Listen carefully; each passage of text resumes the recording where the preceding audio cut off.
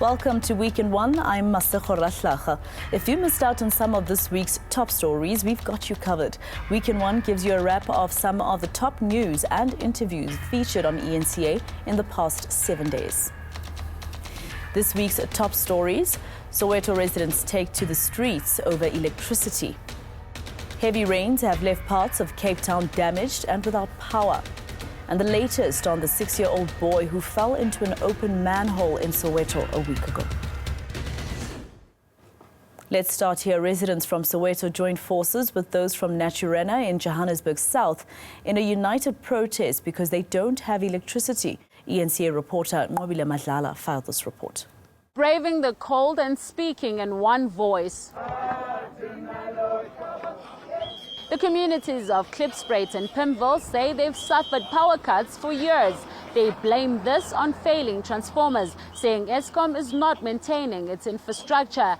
They handed over a memorandum of demands at the utilities offices. These transformers, they were put here in 1982. So you count from since 1982 till now. They have never, I'm telling you, maintained. The boxes are leaking oil. Another thing is that the circuit breakers within the community are being stolen and the circuit breakers are malfunctioning. The infrastructure of Eskom is dilapidated ever since the beginning of time. If our country started in 1994, everything that's Eskom infrastructure in Soweto has never ever been replaced, renewed. Eskom says the grid is overloaded, but it's sending officials to look into the issue. We do maintain our equipment where there's a need to maintain the equipment because we do have plans in place for maintenance that we are measuring our teams on. Meanwhile, in Johannesburg South, Naturena was burning. The community says there's been no water for 2 days and no electricity for 7 days. They decided to shut the area down. It's been about 2 to 3 weeks. We don't have electricity. Each and every week there's a cable theft. Who's gonna fix my TV? Who's gonna fix my fridge? Who's gonna buy my kids food? The street has to be shut. Yeah, that is the only language that is known by those who are holding offices of power. While everyone's upset by the cuts, not all agree on their approach to solve it. They debated marching to City Power's offices with their grievances. In the meantime, they are calling on the mayor to join them. Nqobile Madlala, Johannesburg. Heavy rainfall caused havoc in parts of Cape Town this week and several areas were affected. While mop-up operations have started, the city and its residents are counting the cost. eNCA's Nobesuthu Hejana filed this report. Persistent rains are wreaking havoc. On Monday evening, the Weather Service had recorded 38.6 millimeters of rainfall. By Tuesday, it had reached 80.4 millimeters. Residents of Bonteheuwel say the damage is already too much to bear. One of the most important things that is damaged here is my fridge. That is, as you can see, it's plugged out. So I don't know, because I just heard the sound like and I immediately unplug my fridge. So I'm gonna be the loser of a fridge now if it's not working. And then my sister's place at the back, a son's place, all the damages. What are we going to do about it? Because her washing machine is also damaged. All the sugar, 10 kg sugar is now gone now. And meat at the bottom of the freezer is gone. You see, so even my dogs this morning, I have to put them under the roof to get some shelter because the kennel was full of water. For backyard dwellers, it's even worse. The clothes in the cupboard is all wet. Must now still gonna wash it and look at the weather. I don't know what's gonna happen tonight because we don't even have a bed to sleep on. While the city is doing its part with the mop-up operations, the ward councillor says illegal dumping is blocking drains leading to flooding. Due to a lot of illegal dumping which happens in our sewage systems and across, that blocks up our stormwater pipes and our sewage pipes. And so when that water overflows over the canal, it needs to find its nearest exit. And so if the drains are blocked, that nearest exit will effectively be people's homes, their backyards, etc. Disaster management teams are carrying out mop-up operations across the city. It says informal settlements were hardest hit, but power outages were experienced in some parts of the southern suburbs.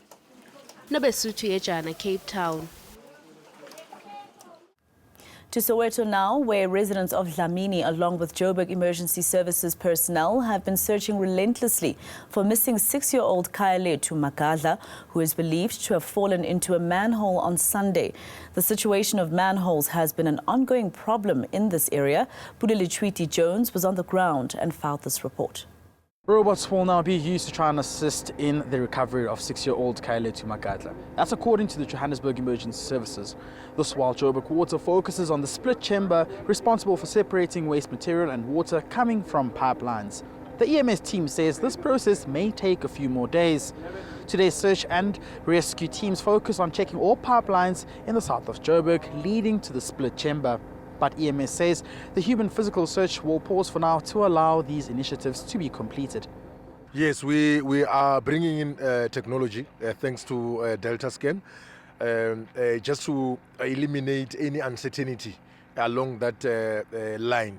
So we are introducing this technology to the operation, and also while that process of cleaning up is underway, hoping that one or the other, we will be able to locate young Kayaletu. So if the technology informs us that they find something along the line, then we'll be able to immediately send our technicians on the line to be able to recover whatever we can be able to find on the pipeline. EMS says waste blocking some of the pipelines has delayed the completion of the search. Yeah, from our side, Pule, we you know, this line of work, this is what we do on a day-to-day basis. Right. So we are hopeful that we will be able to assist the Magadla family to find closure on this incident. And I think also our principals also, they did promise that we will utilize all the resources which we have to make sure that we recover the young boy. So that's where we still are. So if it takes us 8 days, we're still gonna continue that. It take us 10 days, whatever time. Time is not of importance to us, but what is important to us to make sure that we assist the family to find closure. So, days for us, it's yes, we're counting days, but it doesn't give us. We are not losing hope in terms of us making sure that we recover the young boy. So, as the time goes, we have to change our strategies. As the day goes, we have to. But at the end of the day, our goal is to make sure that we assist the family to find closure. The team dealing with the robots to try and locate Magadla say it's all hands on deck and that they'll try by all means to locate the little boy. This is called an off-road crawler rover. We specialize in doing digital investigations with unmanned vehicles and HD feeds. So essentially what we've got here is a waterproof off-road 4x4 that we can send hundreds of meters into rough terrain that's hard to get over if it's slippery or if it's wet. What I have on my head, this is a DJI high definition FPV system.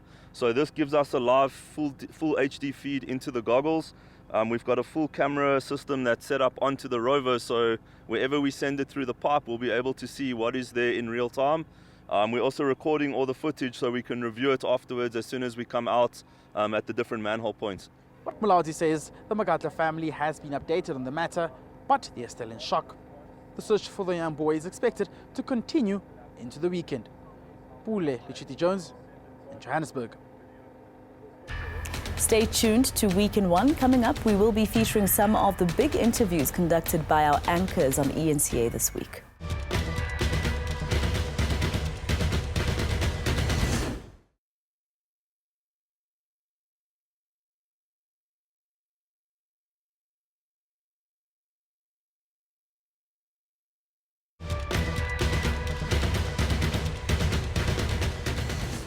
Welcome back to Week in One. In this part of the show, we look at a few of the hard-hitting interviews conducted this week by our anchors. eNCA's JJ Tabane spoke to South African Football Association presidential candidate Ria Letwaba about her current legal standoff with SAFA. Tell me what was being amended that triggered you to go to court. It can't just have been any clause. Yeah, no, I'm talking about an article that was not in the state in the Congress, which is Article 30.4F, that when the signed copy of the amendment was brought to the members, the signed copies, then when you go through, there is this Article 30.4 that was never discussed. It was never in the presented document that was. So for me, I'm saying it's fraudulently included in the Congress. And this article says the former NEC member cannot be nominated, and it was never discussed there. But there are also other four articles. So this was meant to exclude you. Let's be honest. No, I'm not a former. They are former. Yes, they are obviously to exclude those former members that are out there. And for me, it can be, these statutes can be legitimate. So, is there hope that those will now be changed? And what do you think was the motive behind this clause being sneaked in, so to speak? I'm sure the people who have put it there would answer that, JJ. I wouldn't put something. The only thing I could put to it is that former NEC member must never come back to football. That's what that article says. And you don't agree with that?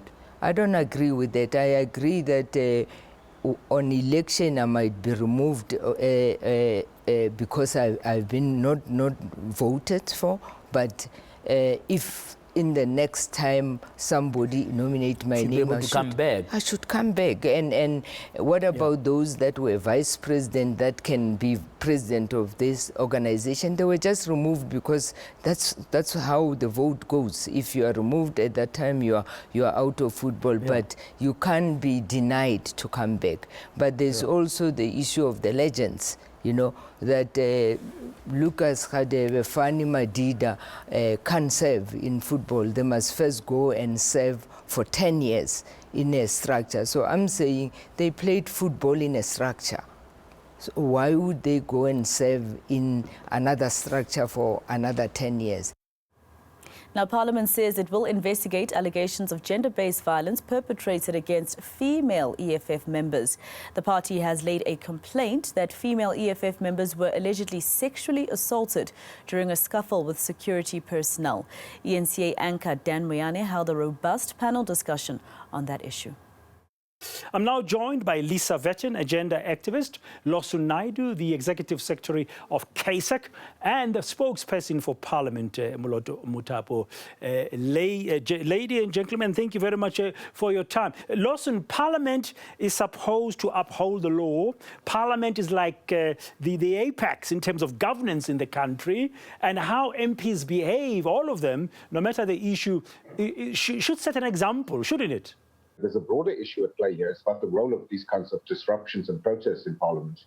And as you've made mention, Dan, of members of Parliament ignoring an instruction from the presiding officer to leave the chamber. That should not be acceptable, and we should not, normalize the kind of disruptions and violence that we witnessed in Parliament, because it sets a very poor example for the rest of the country.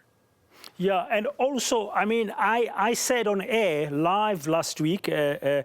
Mutapo, I don't know how you're going to feel about my comment, that even the parliamentary staff, the protection staff needs to handle these issues better. Yes, there's rules of what MPs must do. When the Speaker orders you to leave the House, you should be allowed to do so without being pushed around, pushed to the floor. I mean, those poor women were treated terribly. They were treated shabbily. And now the Speaker herself is facing charges by the EFF alleging that she colluded with that kind of treatment of fellow women.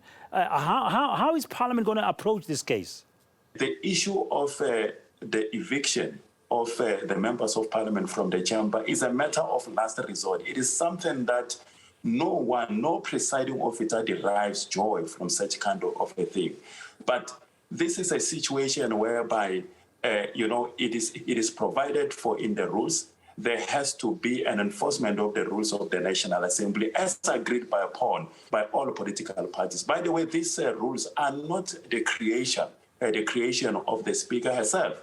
They are the creation of the members of Parliament to say that we are putting together these guidelines as well as the rules so that we can be able to be managed in terms of our engagement in the House. So she actually did exactly what the rules requires her to do. So with that, we have got no doubt that she has done the best that she could have done under the circumstances and as provided for. Lisa, I'm just thinking here, away from the politics, but the way it looked to me as a man, I'm thinking, you know, if young men are watching this, oh, this is how you you can treat women folk, because the bulk of them were women. Yes, there were some male EFF members, but those that we saw in the clips on the floor were women. I mean, it's like, yeah, this is how in South Africa, even our leaders, this is how we should treat our women. That can be a good example. It isn't a good example. And I think it goes back to the question, there's quite an urgent need, quite clearly, in Parliament to think about how one uses force, how one uses it in ways that are appropriate, when you use it, what are the strict guidelines around, and how you take its gender dimensions into account in order to be able to exercise the use of force. So I think just as much as I was saying earlier, you are going to have women who are going to protest and who are going to cause disruption. So Parliament needs to come up with a way to deal with that. Either they only allow other women to engage with other women, and then there must be very clear training around how you use force against others. You know, the intention is not to hit and hurt. It's how do you use force in a way that is strategic in order to subdue somebody, if you even need to use force at all. So I think there really is something very important here for Parliament to think about around how you maintain the order and manage control within a context where you are going to be having women protest and disrupt. Do stay tuned to Week in One, keeping you abreast of all the top stories that have been making headlines over the past 7 days.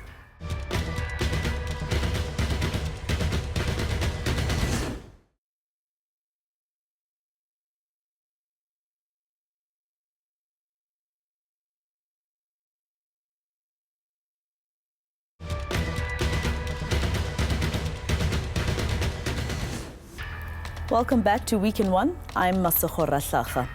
Youth Day commemorates the Soweto Youth Uprising of the 16th of June 1976. As we reflect on the pivotal role that our youth have played in the struggle, we spoke to young people in KZN, a province that has been hit by severe flooding, looting and COVID-19.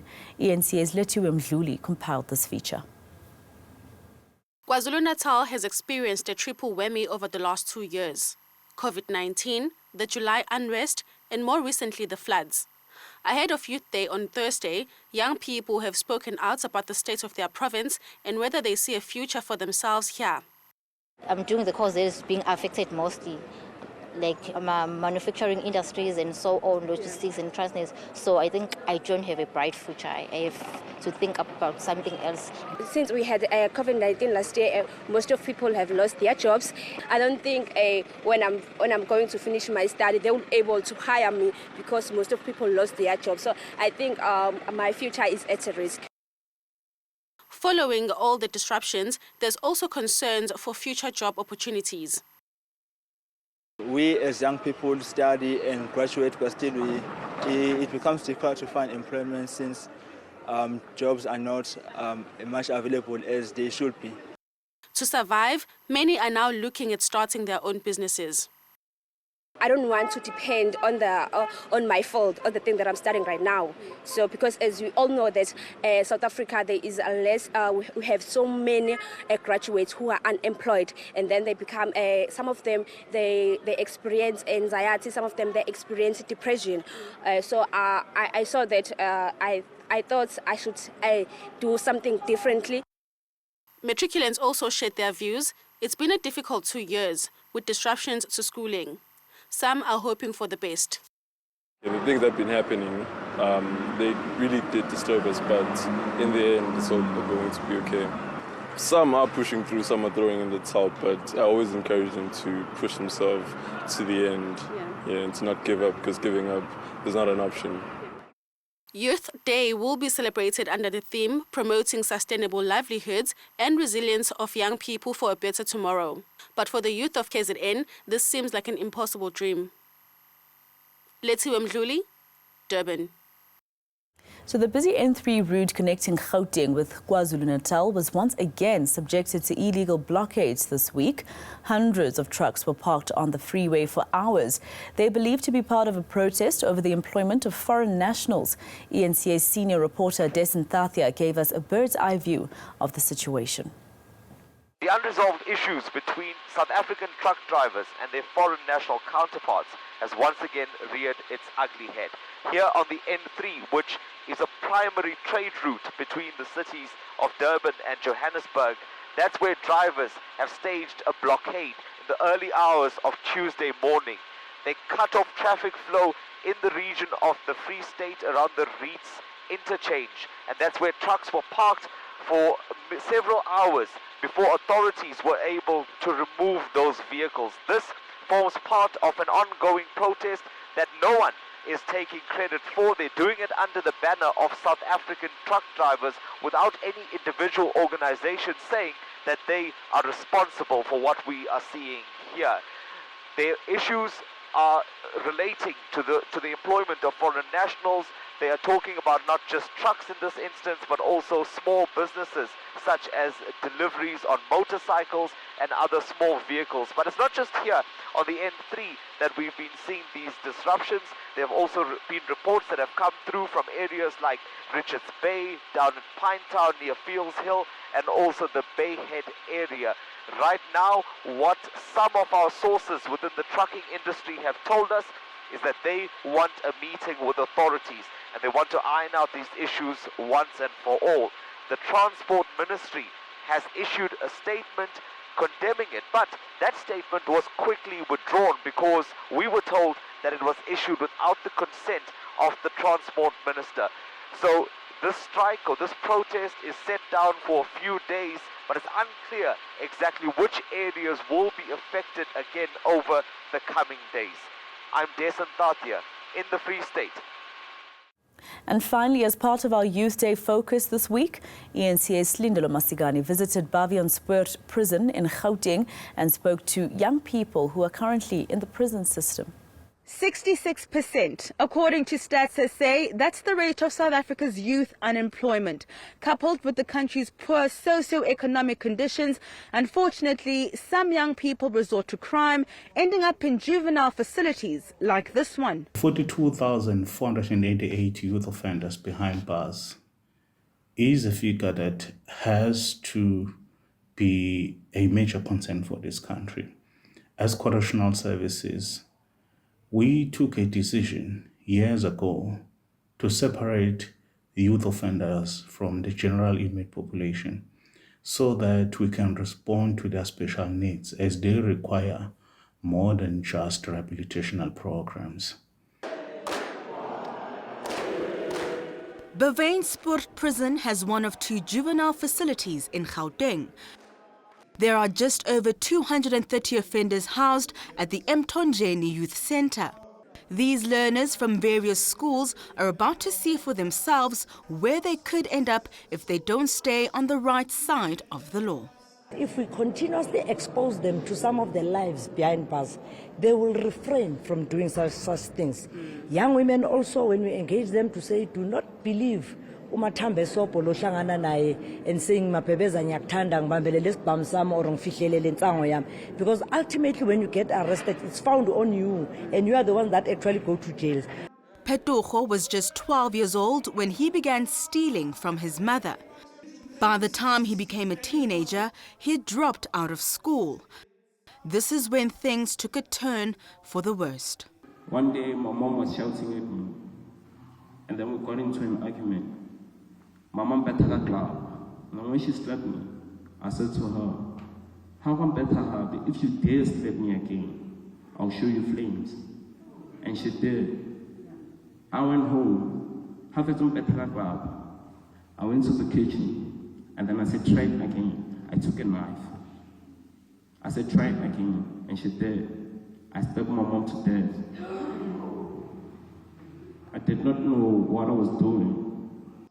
Petogo hopes his story makes a difference. This freedom that the former youth in 1976, they fought for, we are misusing it. We are misusing it. they lost their lives for you to come also and increase the unemployment rate in South Africa. What are you as youth doing? What am I as a youth doing to change my life and the lives of other people in our society? NGOs say young people need support. It's a lack of resources, lack of opportunities. I mean, they fall along the wayside, they go in there, they come out worse criminals. And even if, as I said earlier on, they try their level best to make use of the very limited opportunities, they are held economic hostages after they've been released due to a criminal record that can only be expunged 10 years after your imprisonment. We need to teach society that we have to start educating the boy child, especially from the household, that they need to start learning different. The education needs to be different for the boy child. It's hoped that once these young offenders are rehabilitated, they'll be able to be reintegrated into society. Slinda Lomasigane, Pretoria. And that's a wrap for us at Week in One. From myself and the Week in One team, have a phenomenal weekend.